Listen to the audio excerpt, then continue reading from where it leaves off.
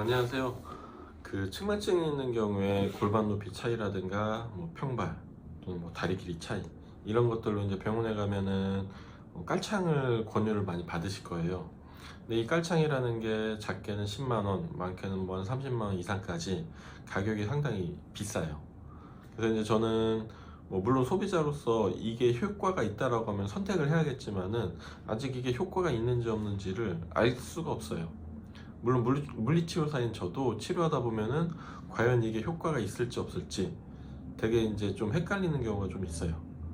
그래서 이제 이러한 부분을 이제 좀 저도 다른 물리치료사분이나 아니면은 측만증 있는 분들과 공유하기 위해서 제가 알고 있는 한에서의 어떤 그 기준들을 좀 말씀드릴까 해요.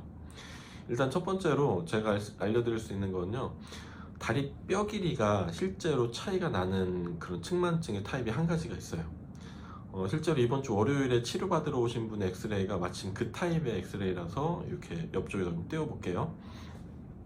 이분 엑스레이를 보면요, 일단 그냥 봤을 때는 흉추와 요추 전부 다 만곡이 있어요. 흔히 S자라고 얘기를 하죠. 저희는 조금 더 이제 전문적인 용어로 더블 메이저라는 표현을 써요. 근데 이 더블 메이저라는 이 만곡에다가 한 가지 기준선을 좀 더 해볼게요. 천골의 2번이라고 하는 부분이 있거든요. 이 부분에서 수직으로 선을 이렇게 그어 올렸을 때 흉추 12번과 흉추 1번이 전부 그 선 안에 들어가 있으면요, 이분은 다리 뼈 길이의 차이가 나타나는지 한번 확인해 볼 필요가 있어요. 저희가 다리 길이 차이를 얘기할 때 다리 뼈 길이가 차이가 나시는 분이 있고요, 골반이 틀어져서 다리 길이 차이가 나시는 분이 있어요. 지금 이 사진에 나오신 분은 다리 뼈 길이의 차이가 나시는 분이에요. 그래서 실제로 치료하다가 제가 대퇴골의 길이랑 정강이 뼈 길이를 쟀을 때 살짝씩 차이가 좀 보이셨어요. 그래서 이런 경우라면은 저는 이 다리 뼈 길이 차이를 좀 맞춰주기 위해서 인솔 또는 깔창이 필요하다라고 생각을 합니다. 근데 이러한 경우를 제외하고 나머지 측만증에서도 사실 엎드려 놓고서는 뒤꿈치에 이 높낮이를 재보면은 높낮이의 차이가 나요. 근데 실질적으로 다리 뼈 길이의 차이는 안 나타나요. 이 다리 길이 차이가 나타나는 이유는요, 골반이 쉽게 얘기하면은 뒤틀려서 다리 뼈 길이의 차이가 다리 길이의 차이가 나타나거든요. 이렇게 보시면요, 제 손을 장골이라고 칠게요. 골반을 이루는 장골, 이 다리를 다리뼈라고 칠게요. 그래서 이렇게 뒤쪽으로 골반이 돌면요, 여기 달려있는 다리뼈는 위로 올라가게 돼 있어요. 반대로 앞으로 돌잖아요. 그럼 이 다리뼈는 아래로 내려가게 돼 있습니다. 여기에다가 골반이 이렇게도 돌 수 있거든요. 이 뒤쪽이라고 치면요, 골반이 이렇게 뒤쪽으로 살짝 돌면은 다리뼈는 이렇게 위로 뒤로 당겨지면서 다리의 길이가 짧아지게 돼 있어요. 그래서 이러한 이유 때문에 골반이 틀어지면은 다리 길이에도 차이를 보이게 되게 돼 있어요. 그래서 이런 경우에는 골반을 중심에 놓을 수 있는 그런 어떤 운동이라든가 다른 처치들이 좀 필요하다고 생각이 들어요.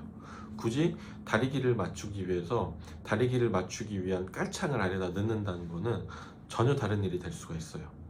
왜냐하면 좀 전에 엑스레이에서 보신 것처럼 이 천골이라고 하는 거 위에는 요추 5번, 4번, 3번이 탑처럼 쌓여 있는데, 이 5번, 4번, 3번은 이 천골이 어느 한쪽으로 기울어지냐에 따라서 그냥 한쪽으로 다 기울어질 수가 있어요. 그래서 저희가 자칫 잘못해서 어느 한쪽 다리 길이를 맞춰주겠다 인솔을 넣어버리면은 그냥 다 쓰러져 버리는 거예요. 물론 쓰러지지 않고 전혀 다른 일이 생기기도 해요. 여기는 괜찮고 이 위쪽에서 또 다른 커브가 생기는 경우가 있기 때문에 저는 이러한 경우에는 인솔을 착용하는 데 있어서 좀 신중해야 된다라고 생각을 합니다. 그리고 두 번째로 평발이 있어서 인솔을 하는 경우가 있죠. 측만증 있는 경우에 상당히 많이 볼 수가 있어요. 왜냐하면은 측만증이 있으면 몸이 한쪽 이렇게 기울어지면서 그 체중이 한쪽으로 쏠리게 돼 있어요.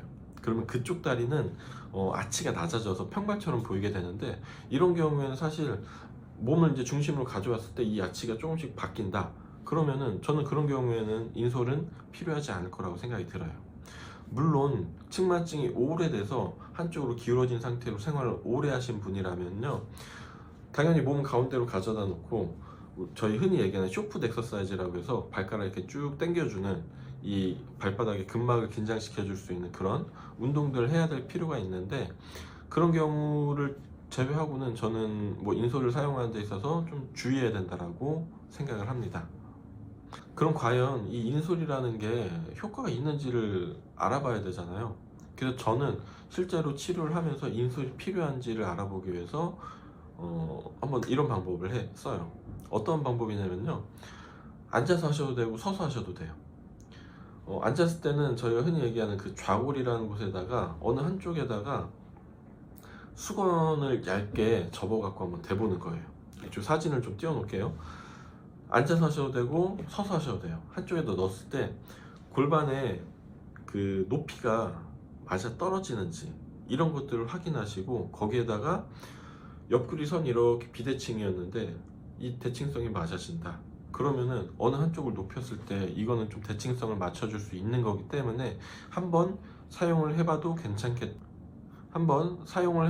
괜찮겠다라고 생각을 할 수가 있을 것 같아요. 그래서 이런 식으로 좀 저는 신중하게 인솔을 하시는 게 좋다라고 생각을 합니다. 그래서 한번 그 기준에 따라서 뭐 이제 다리 뼈 길이가 나타나는 측마증이라면은 저는 인솔을 하는 게 좋다고 생각하고요. 다리 길이에 뼈 길이가 아니고 다리 길이, 골반이 틀어져서 나타나는 측마증이라고 하면은 운동이나 다른 방법들을 통해서 개선시키는 게 좋다라고 생각합니다. 그리고 그래도 내 마음이 여의치 않아서 인솔을 해야 될 것 같아요. 그렇다면은 한번 그 좀 전에 말씀드렸던 것처럼 앉았을 때 한쪽 엉덩이나 섰을 때 발밑에다가 수건을 포개 놓고서는 밟고 섰을 때 대칭성이 맞아 떨어진다라면은 한번 착용하시는 것도 괜찮지 않을까라는 생각이 듭니다. 그래서 인솔에 대해서는, 깔창에 대해서는 이렇게 좀 말씀을 드리도록 하겠습니다. 감사합니다.